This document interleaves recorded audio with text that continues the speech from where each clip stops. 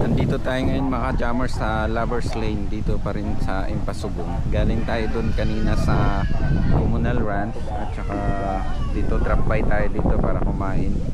Ito yung magandang spot.